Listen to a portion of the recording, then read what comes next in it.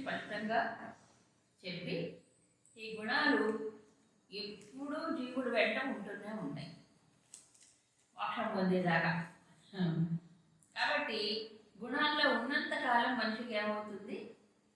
చలనము తప్పదు, బంధము తప్పదు అనేది స్పష్టంగా అర్థమైంది. ఎందుకంటే 3 గుణాలు బంధిస్తాయి. బంధించడంలో తేడా ఉంటుంది కానీ బంధం అయితే ఉంది. సో జీవుడు పూర్తిగా స్వతంత్రుడు ఎప్పుడవుతాడు అనేది ఇక్కడ చెప్పారు. ఒక సత్వము మంచిదే, రజస్సు తమస్సు కంటే మంచిదే అయినా దాన్ని కూడా దాటిపోవాలి. సో అప్పుడు ఎలా దాటిపోవాలి?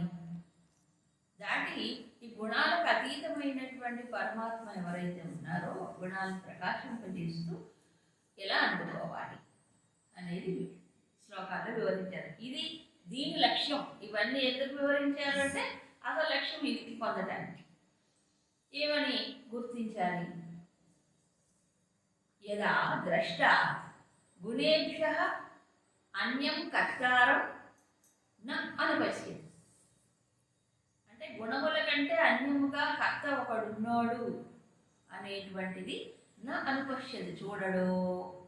అంటే ఎలా అర్థం చేసుకోవాలి? గుణములే కర్త అని చూస్తాడు అని ఇలా చెప్పారు. అంటే కర్త ఎవరప్పుడు గుణములు, గుణముల కంటే వేరే కర్త లేడు. నేనన్నాడు నువ్వు గుణాలు అయిపోయావు. నేను కర్తనేటప్పుడు ఏమయ్యాడు జీవుడు? తానే గుణం అయిపోయి చేస్తున్నప్పుడు కర్తృత్వం వస్తుంది. ఇప్పుడు గుణమే కర్త అయినప్పుడు మరి తానెవరు? గుణము కాదు కదా నిజానికి ఆలోచిస్తే. ఎందుకంటే ఇప్పుడు గుణముల యొక్క ప్రభావం స్వరూపం చెప్పారు కదా. ఈ గుణములు రజస్సు తమస్సు సత్వము, ఈ గుణముల యొక్క ప్రభావం మనం గుర్తిస్తున్నావా లేదా? గుణముల ఆటను గుర్తిస్తున్నావా లేదా? నేను హాయిగా ఉంటానండి, అది బాగుందో ఇవాళ అనుకున్నాను అంటే సత్వం, అవునా కదా? ఇవాళ ఎంత బాగుందో సబ్జెక్టు అంటే వీఆర్ ఎంజాయింగ్. ఏమిటి? ఆ జ్ఞానాన్ని మనం ఆస్వాదిస్తున్నాం అంటే ఏంటి? అది సత్వం. ఏంటి వాడు చాలా ఇంట్లో ఫోన్ వచ్చిందండి అంటే బాగాలేదు అయింది రజిస్తుంది, అవునా? సో ఇవన్నీ ఏమిటి? గుర్తిస్తున్నామా? కాబట్టి గుర్తించడం వల్ల ఏమవుతుంది? ఇప్పుడు తాదాత్మ్యం చెందినప్పుడు కొట్టుకుపోతున్నాడు. నేను తెలుసుకుంటున్నాను దానికంటే వేరు అని గుర్తించడం ఇక్కడ కావాలి. గుణేభ్యశ్చ పరం. సో 2 విషయాలు చెప్పాడు. ఏమని? గుణములే కర్త, తానెవరు ఇప్పుడు? కర్త కాదు. కాబట్టి ఏం చూడాలి ఇప్పుడు? గుణములే కర్త, గుణములే కర్త అని అనుపశ్యతి చూస్తూ ఉండాలి. ఇప్పుడు ఇదో సాధన, ఇదొక సాధన. తర్వాత అలా చేస్తున్నప్పుడు ఇంకా ఏం తెలుసుకోవాలి? గుణేభ్యశ్చ పరం వేత్తి. గుణముల కంటే పరం, అన్యముగా వేరుగా ఉన్నటువంటి వారు ఎవరు? పరమాత్మ. అంతేగా? నిజానికి గుణాన్ని నేను గుర్తిస్తున్నాను అంటే గుణము కంటే నేను వేరు. క్షేత్రజ్ఞుడిగా ఉన్నది ఎవరు? పరమాత్మే కదా. అది సో ఆ పరమాత్మే ఇక్కడ ప్రకాశింపు చేస్తాడు. కాబట్టి నేనెవరప్పుడు? పరమాత్మే. ఈ తాదాత్మ్యం పొందినప్పుడు సహా మద్భావం అధిగచ్చతి, నా భావాన్ని నా స్వరూపాన్ని పొందుతాడు. సో గుణముల్లో ఉన్నంత కాలం ఏంటంటే రైలు ప్రయాణం చేస్తున్నట్టే లెక్క. అంటే ఇంకెన్ని జన్మలైనా ఈ ప్రయాణం ఆగదు, ప్రయాణం చేస్తూనే ఉంటాడు. ఎంతకాలమో మధ్యలో మజిలీలు అంతే. దేహాన్ని వదిలిపెట్ట ఓ మజిలీ, మళ్ళీ దేహం రావడం, మళ్ళీ గుణాలు, మళ్ళీ కదలికలు, ఆగదు. అందుకని కాబట్టి గుణములను చూడటం, గుణముల యొక్క ఆటని చూడటం. ఏది? లోపల బయట. బయట అదే, లోపల అదే. బయట కూడా అంతేగా గుణాలు ఆటే ఈ వ్యవహారం అంతా. అంతకంటే ఉంది మరి. సో కర్మలు కూడా ఎవరు చేస్తున్నారు? గుణాలే కదిలి కర్మలుగా వ్యక్తం అవుతూ ఉన్నాయి. మరి గుణములు వాటంతట అవి కదులుతాయా? వాటంతట అవి వ్యక్తం అవుతాయా? ఎవరు ఉండాలి? ప్రకాశం. ప్రకాశం లేకపోతే గుణాలు యాక్టివేట్ అవ్వవు, కదలవు. ఇప్పుడు మనకి టేప్ రికార్డు ఉంది, ఇలాంటి ఇప్పుడు టేప్ రికార్డ్ అట్లే సెల్ ఫోన్లు ఉన్నాయి. లేకపోతే మనం పాటలు పెట్టాం, పాటలు రికార్డ్ చేసేసుకున్నాం. అదేంటంటారు మెమరీ పెట్టాం. ఆ పాట వినాలంటే ఏం చేయాలి మనం? దాంట్లో ఛార్జింగ్ ఉండాలి కదా. ఛార్జింగ్ ఉంటే ఏమవుతుంది? ఎలక్ట్రిసిటీ అనేది శక్తి వల్ల అది ఏమవుతుంది? యాక్టివేట్ అయ్యి మనకి మాట వినిపిస్తుంది. ఛార్జింగ్ లేదు పని లేదా? అట్లా ఈ గుణాలు కదలాలన్నా, వ్యక్తం కావాలన్నా, అవి కార్య రూపంలోకి దాల్చాలన్నా ఏముండాలి కనుక? ఇది ఉండాలి. సో గుణాలు అంటే ఏంటి? ఇప్పుడు అత్యంత సూక్ష్మమైనటువంటి కారణ శరీరంలో ఉన్నవి సూక్ష్మ శరీరంలో వ్యక్తమవుతున్నాయి. ఆ మనస్సు, ఈ అంతఃకరణము గుణాలు వేరే కాదు. కాకపోతే ఆ గుణాలకి ఇది ఒక పరికరం అవుతుంది. ఇది అంతఃకరణం. ఇదేం చేస్తుంది? బాహ్యకరణాన్ని ఉపయోగించుకుంటుంది. ఏది? ఇంద్రియాలు వెళ్ళి విషయాల్లో కట్టుపడుతుంది. ఇది ఈ మెకానిజం ఎవరు ఆపలేదు, ఇది జరిగిపోతూనే ఉంటుంది. అవునా? సో ఈ జరిగే దాన్ని, ఈ ప్రాసెస్ ఏదైతే ఉందో దాన్ని ఏం చేయాలి? గుర్తించాలి. Observer is different from the observed. ఈ అనుపశ్యతి అనే పదానికి అంటే అనుపశ్యతి అంటే చూడటం, నిరంతరం చూడటం. లేకపోతే గుణాలు ఆట ఇప్పుడు ఆగింది, ఆగలేదు కదా. కాబట్టి చూస్తూనే ఉండాలి. దేన్ని గుణాల ఆటన ఎప్పుడూ చూస్తుంటారు. ఒక్క క్షణం దాన్ని వేరుగా చూడకపోతే ఏమో తగలబెట్టింది, అది వెంటనే ఐడెంటిఫై అవుతుంది. తగులుకుంటుంది. సో తగులుకోకుండా ఉండాలంటే ఏం చేయాలి? అబ్జర్వ్ చేయాలి. అనుపశ్యతి. అబ్జర్వేషన్ అనేది ఎక్కడ? ముందు లోపల జరుగుతాయి.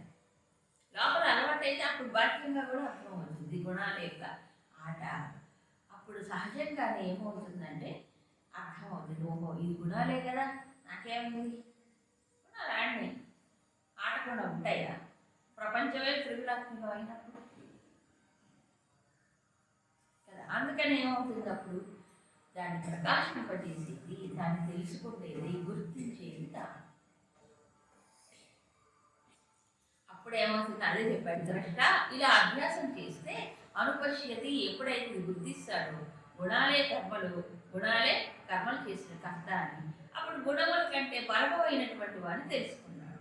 తెలుసుకోవడం వల్ల నన్ను పొందుతున్నాడు. పరమాత్మ కంటే వేరు కాదు కదా గుణాన్ని ప్రకాశించింది. అందుకే నేను ఈ అధ్యాయంలో, ఏది 13వ అధ్యాయంలో చాలా స్పష్టంగా క్షేత్రజ్ఞుడి గురించి చెప్పారు, ప్రకృతి పురుషుల గురించి చెప్పారు. అక్కడ ప్రకృతి పురుషుల యొక్క సంబంధాన్ని ఇండికేట్ చేశారు. పురుషులు ప్రకృతి స్థోహి చెప్పాడా? పురుషుడు ఎక్కడున్నాడు? ప్రకృతి సహా. ఆ కూర్చోవడం వల్ల ఏమైపోయింది? గుణాలని భూమితే అనుభవిస్తూ ఉన్నాడు. అందుకు సుఖ దుఃఖాలు. ఇప్పుడు ఏ ప్రకృతిలో కూర్చొని ఉన్నాడు, కూరుకుపోయాడు, ఏమవ్వాలి? ఇప్పుడు దూరంగా వచ్చి నిలబడాలి. ఇప్పుడు అబ్జర్వ్ చేస్తున్నప్పుడు ఎవరికి వాళ్ళు ఇది అబ్జర్వ్ చేసుకుంటే తనలో తాను పరిశీలించుకోవాలి. అప్పుడు గుణం గుర్తిస్తాడు, గుణం కంటే వేరుగా ఉంటాడు. గుర్తించినప్పుడు ఏమవుతుంది? దాంతో తాదాత్మ్యం ఉంటాడుగా. గుర్తించకుండా ఉన్నప్పుడు తాదాత్మ్యం జరిగి కొట్టుకుపోతాడు. ఎప్పుడైనా అంతే చూడండి. పరిశీలించడం మొదలు పెడితే అబ్జర్వేషన్ లేకపోవడమే అసలు కారణం. ఏంటి? తన చర్యలు, తన యొక్క ఆలోచనలు పరిశీలించకపోవడమే కారణం. ఎందుకు పరిశీలించట్లేదు? దాన్ని బాగా తాదాత్మ్యం చేసి కొట్టుకుపోవడం వల్ల పరిశీలించట్లేదు. కాబట్టి ఇది అభ్యాసం చేస్తేనే వస్తుంది, లేకపోతే రాదు. దేన్ని అభ్యాసం చేయాలి?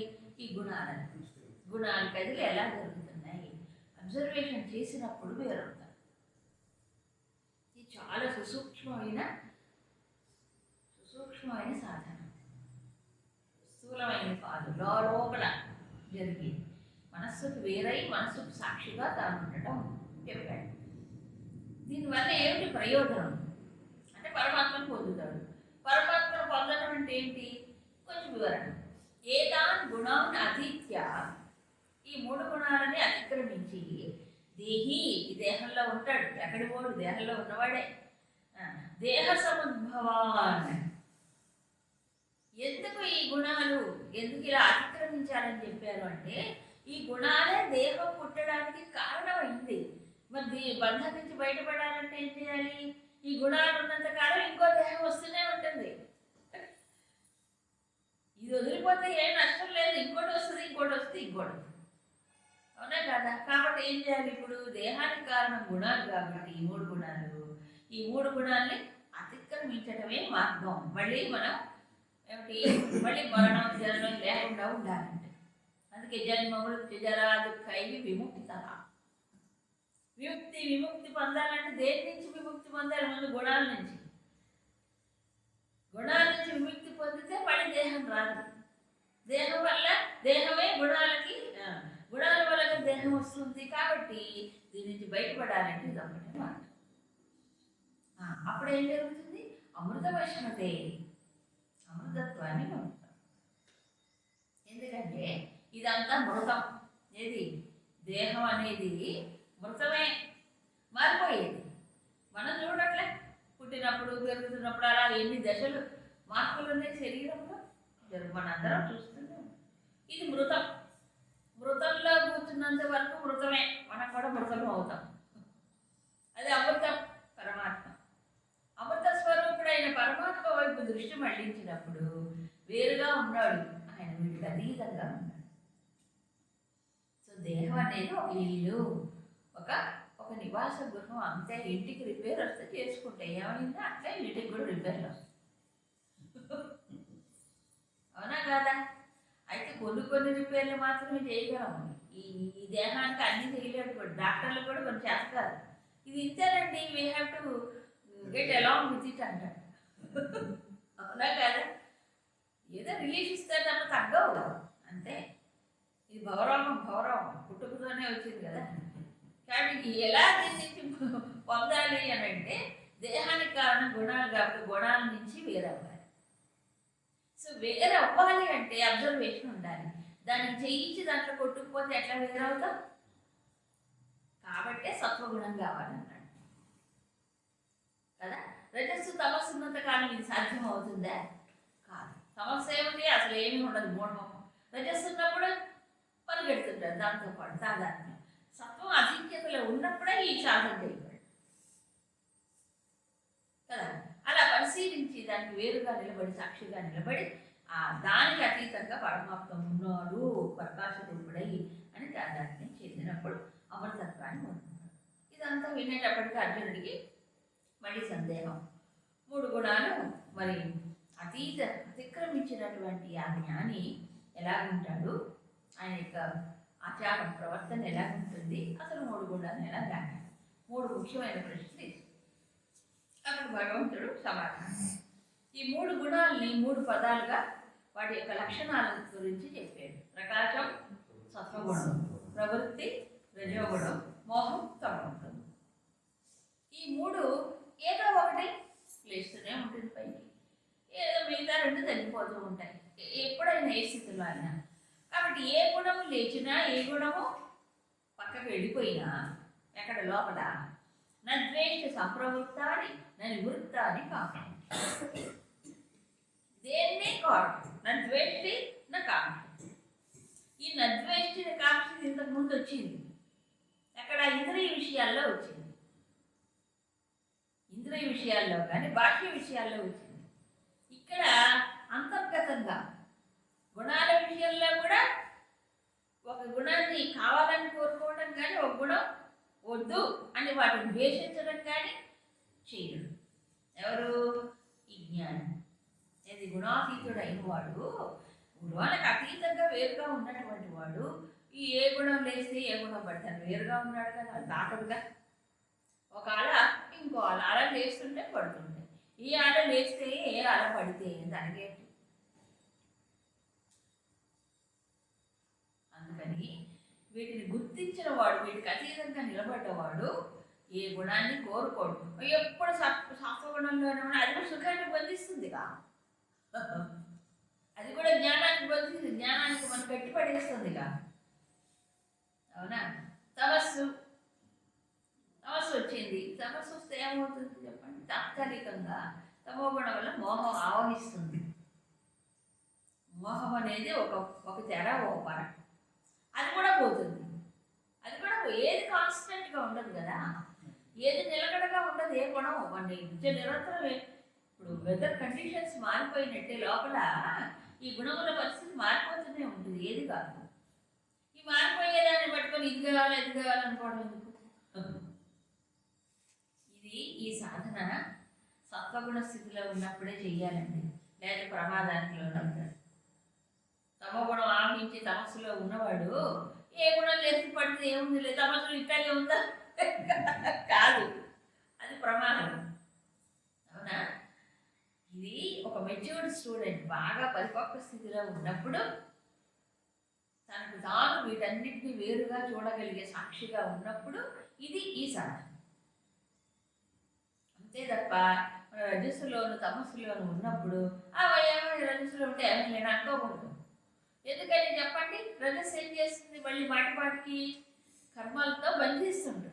ఇక బయటపడేటప్పుడు అందుకు ఇది అక్కడ ఇది విభాగ యోగం అంటే ఏంటి? తన్ని తాను విభజించుకొని చూసుకునేటువంటి స్థితిలో ఈ సాధన చెయ్యాలి. గుణాలు కొట్టుకుపోయేవాడికి చేయలేడు, సాధ్యం కాదు. దానివల్ల ప్రభావం వస్తుంది.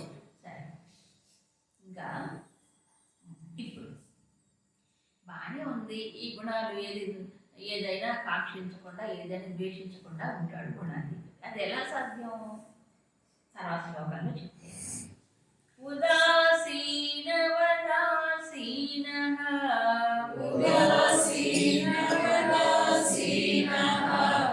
గుణైర్యో న విచాల్యతే గుణవర్తంత ఇత్యేవ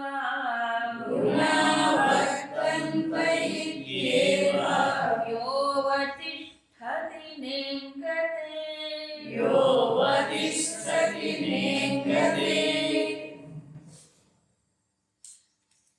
యః గుణైః న విచాల్యతే. ఎవరైతే గుణాల యొక్క ప్రభావానికి చలించకుండా ఉంటాడో, ఎట్లా ఉంటారండి? గుణై ఉదాసీనవత్ ఆసీన.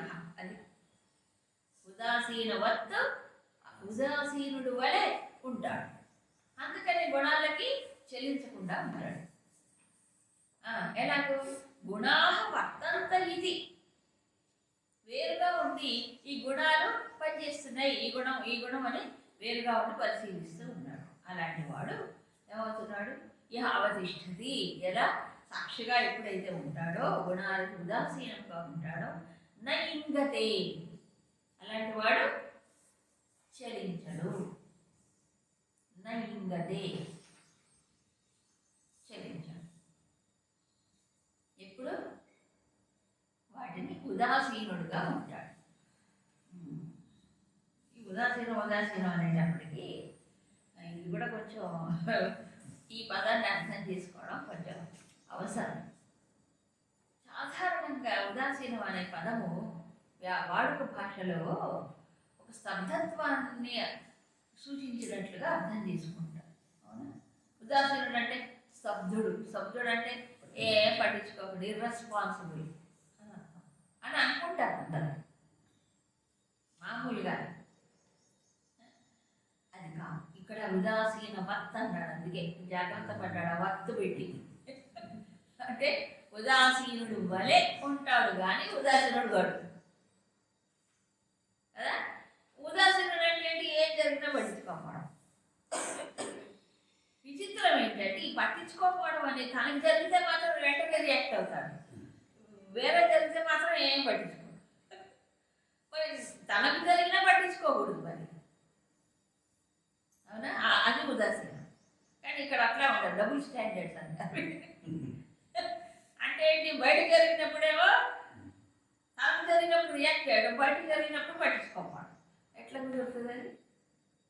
ఇప్పుడు గుణాలు బయట లోపల కుదురుతుంది. రెండింటికి ఒక రకంగా ఉంటేనే ఉదాసీనం.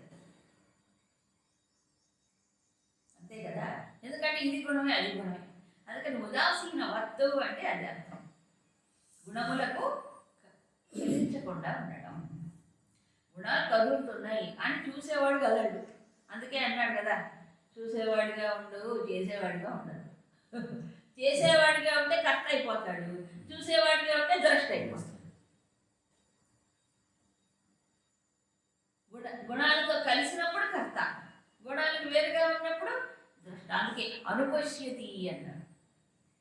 అనుపశ్యతి అంటే వేరుగా ఉండి నిరంతరం చూడటం అంటే సాక్షిత్వమే.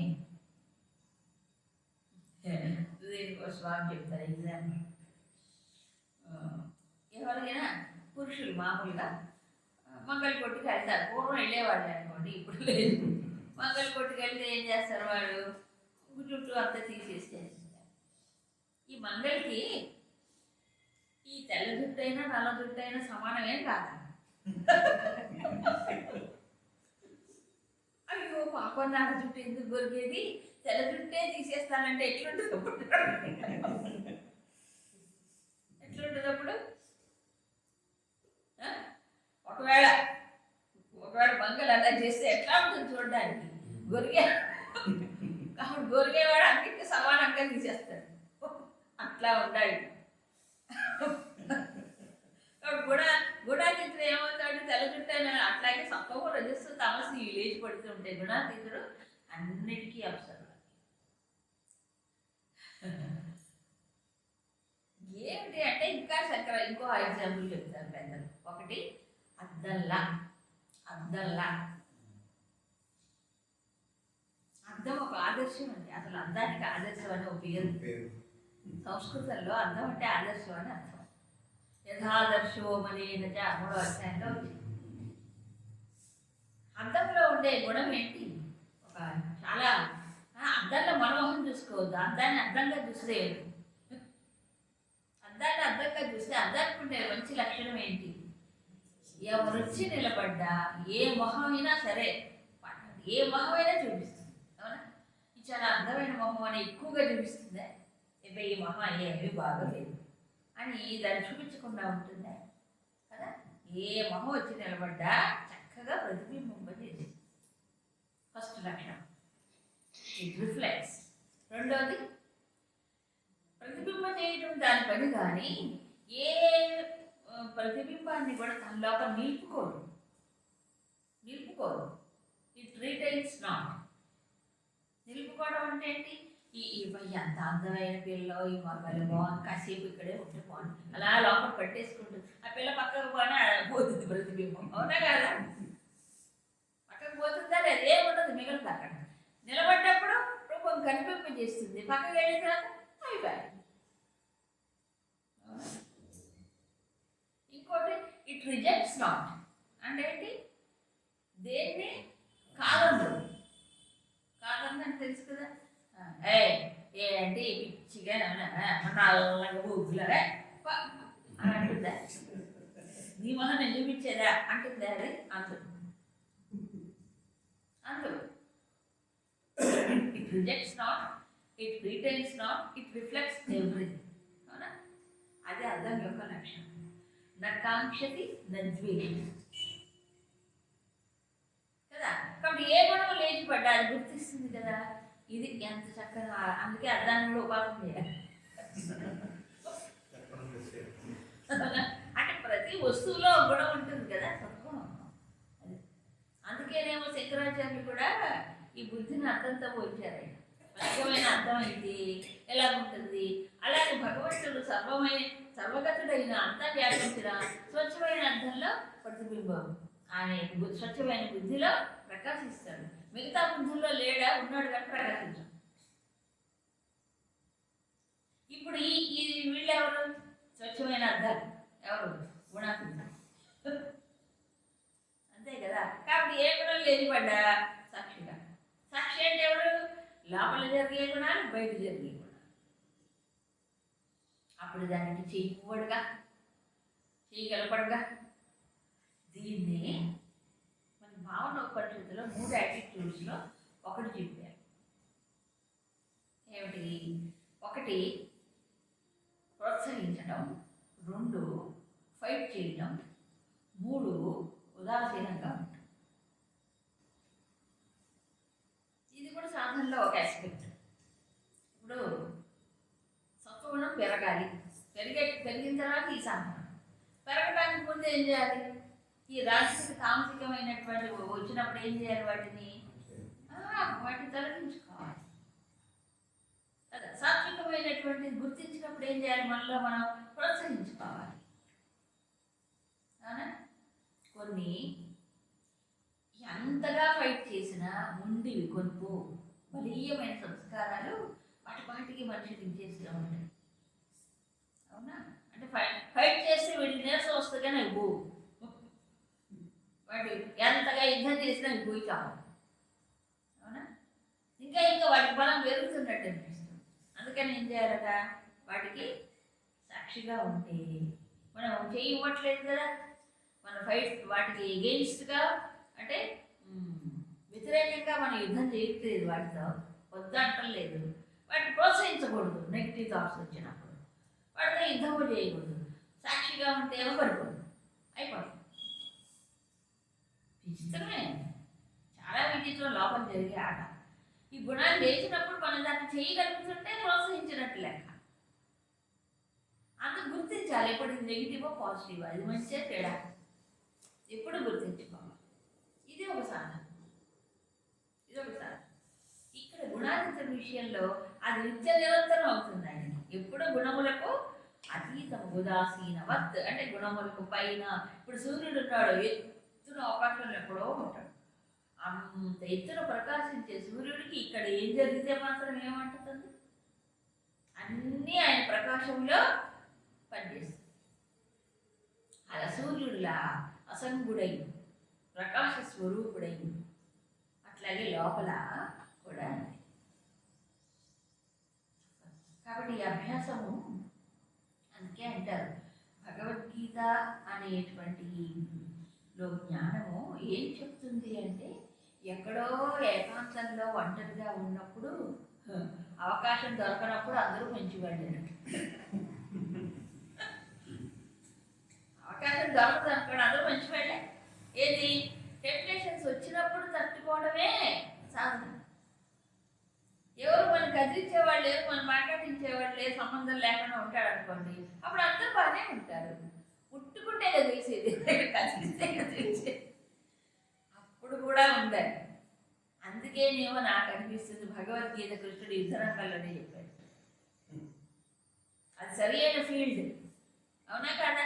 లేదా యుద్ధరంగంలో ఎందుకు చెప్పాడు? ఈ ప్రపంచం అంతా కురుక్షేత్రమే నిజానికి. లోపల కురుక్షేత్రం, లోపల వీటితో అంతర్గత పోరాటం, బయట ఉంటూనే ఉంటాయి, లేకుండా ఇలా ఉంటుంది. ఈ పోరాటంలోనే మన ఆరాటం తగ్గించుకోవాలి, పెంచుకోకుండా ఉండాలి. మన సాధన ఇక్కడే, ఇంకెక్కడో లోపల కూర్చొని చేయటం కాదు. అప్పుడే ఈ జ్ఞానం మన పనికిరా, అవునా కాదు?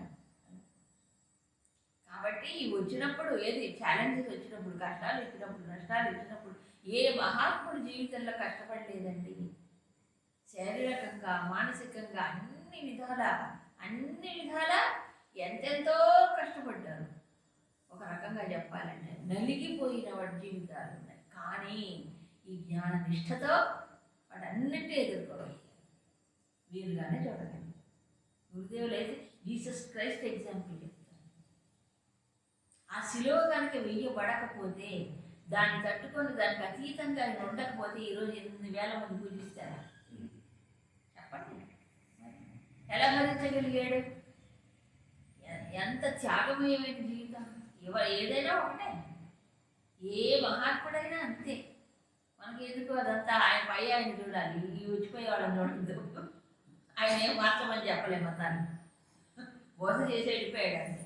వీళ్ళు మార్చుకుంటున్నారు కదా. కాబట్టి ఏ మహాత్ముడైనా అంతే. ఎన్నెన్నో ఎదురు శ్రీకృష్ణుడు జీవితం చూడండి, ఎప్పుడు ఎవరు స్మైలింగ్ ఫేస్ కృష్ణుడు, కానీ జీవితం అంతా విషాదమే. గురుదేవులు కృష్ణావతారం నుంచి ఒక టాక్ ఉంటుంది, ఒక 45 minutes. ఎంత చక్కగా ఎక్స్ప్లెయిన్ చేశారంటే ఏంటి కృష్ణుడి జీవితం. ఆయన పుట్టక ముందు నుంచి విషాదం మొదలైంది. వాళ్ళమ్మ పెళ్లి దేవకీదేవి పెళ్ళి అయినప్పుడు పెళ్ళి అయితే కొత్త పెళ్లి కూతురు అత్తగారింటికి వెళ్ళేటప్పుడు ఆకాశవాణి చెప్పింది అయిపోయి. అప్పుడే సంవత్సరం మొదలైన బిట్టు పెట్టి లేకంటే చెప్పడానికి మొదలు. చూడండి, కొత్త పెళ్లి కూతురు ఆలోచించండి జీవితం ఎలా ఉందో. మనం చిన్న చిన్న వాటికి ఇదైపోతుంది. సొంత అన్న చంపబోయాడు, పసుపు పారాణిలు ఆగలేదు. ఇంకా అక్కడి నుంచి విషాదం మొదలైందా. తర్వాత ఒక్కొక్క గర్భాన్ని శిశువుని ఏం చేశాడు? చంపేశాడు, జైల్లో పడేశాడు. ఎంత విషాదం అంటే ఒక్కొక్క బిడ్డ పోతేనే తల్లులు జీవితాంతం కుమిలిపోతారే. వాడితో పోల్చుకుంటే మనం ఎంత ఇవి తలుచుకోవాలి. మనకు వచ్చే కష్టాలే అందుకు చదవాలి. ఇవన్నీ తట్టుకుంది ఎందుకు? ఒకటే ఒక ఫెయిత్. ఏంటి ఆ ఫెయిత్? ఆయన వస్తాడు, ఎవరు 8వ గర్భంలో వాడు వస్తాడు, వీడిని శిక్షిస్తాడు, అయిపోయి. అదొక స్థిరమైన నమ్మకం. సో కృష్ణుడి జీవితాన్ని పరిశీలిస్తే పుట్టక ముందు నుంచే మొదలైంది. పుడుతూనే ఆయన ఎక్కడికి పోయి తల్లిదండ్రుల చేతిలో పెరగలేదు, ఎక్కడికో వెళ్ళిపోయాడు విదేశాలకి. వేరే తల్లి చేతిలో పెంచబడ్డాడు. సరే, వాడు బాగా తీసుకుంటాడు. తర్వాత ఆయన ఎప్పుడైతే ఈ గోలోకంలో అడుగు పెట్టాడు, గోకులంలో వరుసగా వచ్చాడు. పూతన 17వ రోజే పూతన వచ్చింది. తర్వాత శక్రాసురుడు, ఆ అసురుడు, ఈ అసురుడు, అసురు బృందం ఒక్కొక్కటి వచ్చింది, ఒక్కొక్కటి వచ్చింది. ఎప్పుడు ఛాలెంజెస్, ఎప్పుడు ఛాలెంజెస్ లేవు. తప్పదు. చివరి దాకా ఆఖరికి ఆయన జీవితము దేహ త్యాగం కూడా ఎలా జరిగింది చెప్పండి. పోయేవాడు బాణం వేస్తే శరీరం వదిలేడు. విషాదమే. హాయిగా అందరి చేతిలో తులసి నీళ్ళు పోసుకుంటే అందరి మధ్యలో పోయాడు. ఆయన ఏమన్నా ఏమలేరు ఒంటరిగా. ఆఖరికి తాను ఏ ద్వారక నిర్మించాడు, ద్వారక కూడా సముద్రంలో కలిసిపోయింది. అన్నీ పోయినాయి. భార్యలందరూ ప్రాణత్యాగం చేశారు. దృష్టావతారం అవ్వగానే అందరూ అగ్నిలో ప్రవేశించి ఒక్కడు నిలవలేదు. ద్వారకే లేదు. ఎంత ట్రాజడీ అండి ఆలోచిస్తే ఒక్కసారి. అమ్మో, అవునా కదా? అన్నీ తెలుసు కృష్ణుడికి, అన్నీ తెలుసు ఆయనకి. నిరామయం. ఆయన ధర్మరాజు పిలిచాడు, కృష్ణ పట్టాభిషేకం అయింది, మీరు మాతోనే ఉంటాడంటే ఉండనన్నాడు. ఏకాంతాన్ని అడవులకి వెళ్ళిపోయింది. ద్వారక మునిగిపోయింది. ఏమీ లేదు, హాయిగా ఏకాంతంలో కూర్చున్నాడు. దేహం అయిపోయింది. సో బిగినింగ్ అంటే జన్మకు ముందు నుంచి అవతార సమాప్తి వరకు కృష్ణావతారం చూస్తే ఎప్పుడు ఛాలెంజెస్, ఎప్పుడు స్ట్రగుల్ అయ్యి. అందుకు పూజనీయుడు, అందుకు పూజించాలి కృష్ణుడు. కనీసం ఆ చరిత్రను తెలుసుకోవాలి. ఈ ఇన్నిటి మధ్యలో ఆయన ఎప్పుడు కూడా సంతోషంగానే ఆనందంగానే ఉంటాడు. స్వరూపం అది కాబట్టి, ఆయన ఇష్టం ఉంది కాబట్టి, ఆయన ఇష్టం ఉంది కాబట్టి ఆయన ఎప్పుడు ఎవరు స్మైల్. కృష్ణ అంటేనే అది ఆనంద స్వరూపం. అందుకే ఆకర్షతిథి ఆకర్షించాడు ఆయన. ఏది ఆకర్షిస్తుంది? ఎవరు ఆనందంగా ఉంటారో వాడు అందరినీ ఆకర్షిస్తారండి. ఎందుకు వచ్చిన వాడు, అవునా కదా? అవునా? ఎవరైనా మనం ఏడుస్తూ ఉన్నాం అనుకోండి, మన దగ్గరికి ఎవరు రాదు. ఏది ఇలా ఏడుకోండి అనుకుంటారు, అవునా? మనం నవ్వుతూ అనుకోండి, ఆనందంగా ఉంటే అప్పుడు అందరూ మనం కూడా షేర్ చేసుకుంటాం. కృష్ణుడు అలస్వరూపం ఎప్పుడు అది. అందుకు ఇవన్నీ ప్రపంచంలో జరుగుతుంటాయి. గుణయ్యో విచారీయతే. శ్రీకృష్ణుడు మీరు ఇంకోటి గమనించారు, బృహత్ సంసారం అంటే కృష్ణుడికి మించిన పెద్ద సంసారం ఎవరైనా చూపించండి ప్రపంచాల్లో. ఉన్నారా? ఎంతమంది భార్యలు? ఎంతమంది భార్యలు? 16,000 మంది. రామచంద్ర 16,000 మంది గోపికలు. గోపికలు కాదు, రాక్షసులు. వాడు నరకాసురుడి చెరలో నుంచి విడిపించబడినవారు. ఇంతమందిని వివాహం పడాడు, ఇంతమందికి ఏర్పాట్లు చేశాడు. ఆ కృష్ణుడు వైవాహిక జీవితం ఎలా ఉంటుందో నారదుడికి ఒక సందేహం వచ్చిందట. భాగవతంలో ఉంటుంది, దశమస్కందంలో ఉంటే చూద్దాం ఎలా ఉంటుంది, ఇంతమంది ఎట్లా చేస్తున్నాడు పోయి సంసారం అనుకుని పరిశీలించడానికి వెళ్ళాడు నారదుడు ద్వారకా నగరానికి. వెళ్తే 16,000 భవనాలు ఉన్నాయి కదా, ఒక్కొక్క భవనంలోకి వెళ్ళాడు, ఒక్కొక్క భవనంలో చూస్తున్నాడు. ఏ భవనానికి వెళ్ళినా కృష్ణుడు అక్కడ ఉన్నాడు, అన్ని భవనాల్లో ఉన్నాడు. ఒక ఆవిడ దగ్గర ఉంటే ఒక ఆవిడ దగ్గర లేకపోవటం లేదు. మళ్ళీ ఒక్కొక్క భవనంలో ఒక్కొక్క రకంగా కనిపిస్తాడు. ఓ భవనంలో ఏం చేశాడు, అగ్నిహోత్రం చేస్తున్నాడు. ఇంకో భవనంలో ఏం చేస్తున్నాడు, భార్యకి కుప్పలో పూలు పెడుతున్నాడు. ఇంకో భవనంలో వివాహం సంబంధాలు మాట్లాడుతున్నాడు, పిల్లకి పెళ్లి చేయాలని. ఇంకో భవనంలో చూస్తే ఉయ్యాలు ఊగుతున్నాడు. ఇంకో భవనంలో చూస్తే సంధ్యావందనం చేస్తున్నాడు. ఇంకో భవనంలోకి వెళ్తే పక్కింటి వాడితో వివాహం పడుతున్నాడు. అంటే ఇవన్నీ కావాలి కదా. ఇప్పుడు గృహస్థ జీవనంలో కానీ ఈ వ్యవహారిక జీవనంలో ఇవన్నీ కామనే. వాడితో వివాదం పడుతున్నాడు, ఇది కూడా మరి తప్పదు. ప్రపంచంలో ఉన్నప్పుడు వివాదం కూడా అవసరం అవుతుంది. అన్నీ చేస్తున్నాడు, అన్ని పనులు. ఒక ఇంట్లో పోతే అమ్మాయికి పెళ్లి చేసి అక్క వాళ్ళని సాగనొప్పుతున్నారు. యుద్ధము చేశాడు, ఏం చేయలేదు ఆయన అని చేశాడు. ఒక్క సంసారానికే మనిషి అయిపోతాడు. యోగం, అది యోగం. అందుకే యోగేశ్వరుడు అయ్యాడు ఆయన. అవునా కదా? అందుకు ఏమిటి, మనం నిజంగా సాధనలో ఉన్నామా లేదా అంటే ఇవన్నీ టెస్ట్ ఎక్కడ, ఇక్కడే టెస్ట్ కదా. అదే అంటారు గురుదేవుడు, కొండ గుహల్లోనూ అరణ్యాల్లోనూ ఏకాంతంలోనూ ఉండి సాధన చేయడం కాదు, ఇవన్నీ గుణాలకు తట్టుకొని ఇక్కడే. ఇప్పుడు డ్రైవింగ్ నేర్చుకునేవాడు ఫస్ట్ కొంతకాలం చేసి తర్వాత ఏమవుతాడు, రోడ్డు మీదకి వెళ్ళాలి, దెబ్బలు తినాలి, తట్టుకోవాలి, నేర్చుకోవాలి.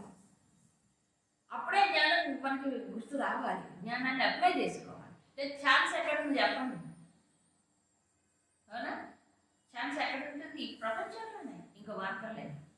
సో గుణాతీతుడు ఏమయ్యాడు, వీడికి అతీతంగా ఉంది. ఇది ఆయన యొక్క సహజమైన స్వభావం. దీన్ని జ్ఞాపకం పెట్టుకోవాలి కదా. కాబట్టి అసంగం అనేది కనిపిస్తుంది.